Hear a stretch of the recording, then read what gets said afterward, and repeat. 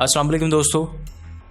Second case ला है PLD 2023 Lahore और page 446 है Mohammad Fayaz and others versus additional district जज and ETC family courts act 1964 और सेक्शन 5। इस केस के फैक्ट्स ये हैं कि बवक्त शादी खातून के लिए हक महर 1,05,000 रुपये और 4 कनाल ज़मीन बसूरत दीगर मुतबादल कीमत 10 लाख रुपये गैर मुअज्जल हक महर मुकर्रर किया गया।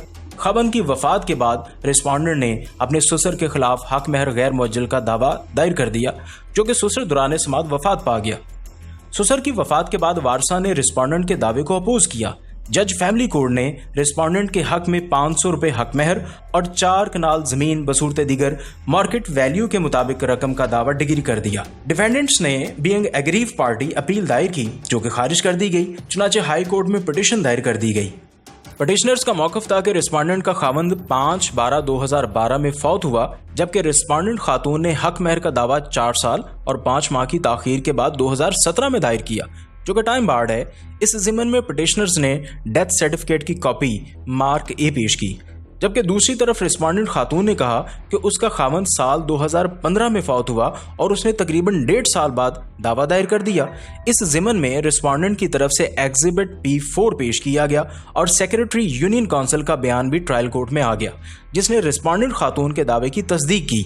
इसके अलावा मार्क ए, चूँकि फोटोकॉपी और एग्जिबिट P2 मुसद्दका कापी थी, इसलिए presumption of truth exhibit P2 को हासिल था, लिहाजा दावा टाइम बार्ड नहीं था।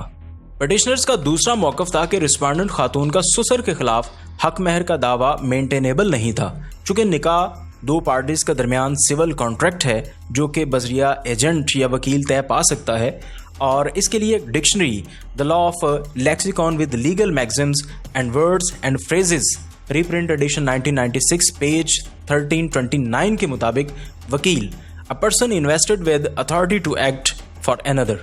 Urdu English law dictionary edition 2000 के मुताबिक वकील रिप्रेजेंटेटिव विद एब्सोल्यूट अथॉरिटी, और अरबी उर्दू लुगत के मुताबिक वकील पेज 1104 पर वो शख्स जिस पर भरोसा किया जाए, वो जिसको आजिज आदमी अपना काम सुपुर्द कर दे। शरई लिहाज से 2 लोगों के दरमियान निकाह बजरिया वकील हो सकता है, जिसको तमाम मकातबे फ़िक्र तस्लीम करते हैं।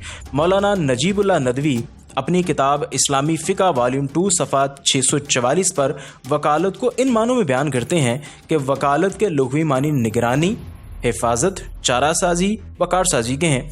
जो काम आदमी खुद कर लेता है या कर सकता है, उसको दूसरों से भी करा सकता है। शरीयत में इसकी इजाज़त है और इसी को वकालत कहते हैं।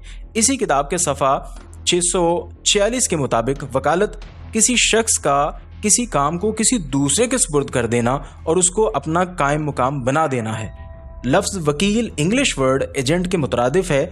चुनाचे जब दूल्हे के वालिद ने दूल्हे के वकील के तौर पर दस्तखत किए, तो वो बतौर वकील एक ज़िम्मेदार शख्स है, जो कि एक आम असूल नहीं, लेकिन इस्लामी कानून के मुताबिक बवक्ते निकाह दूल्हे का वकील ज़िम्मेदार होता है। चूँकि बवक्ते निकाह दूल्हे का वकील वहाँ मौजूद था और प्रॉपर्टी जो कि दूल्हे के नाम पर नहीं थी, वकील के नाम पर थी, और बादज़ निकाह भी कभी दूल्हे के वकील ने इस प्रॉपर्टी को निकाह नामे से निकालने के लिए कोई प्रोसीजर अडॉप्ट नहीं किया था।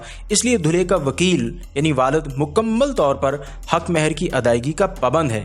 इस सिलसिले में जिन जजमेंट्स पर इन्हसार किया गया, उसमें पहली है गुल Akbar and another versus Jamila Afridi ETC और PLD 2016 पिशावर पेज 109। सेकंड है मोहम्मद अनवर खान वर्सेस सोबिया खानम ETC और PLD 2010 लाहौर और पेज 119।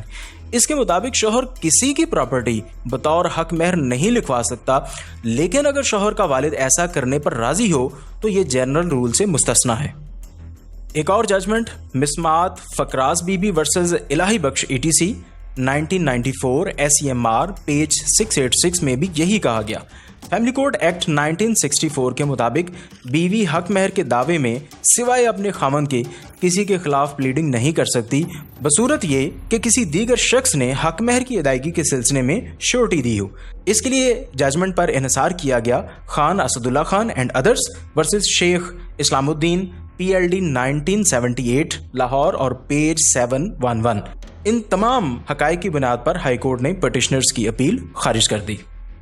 इस केस में हमने सीखा है कि family court act 1964 section 5 family court की ज्यूरिसडिक्शन बयान करता है।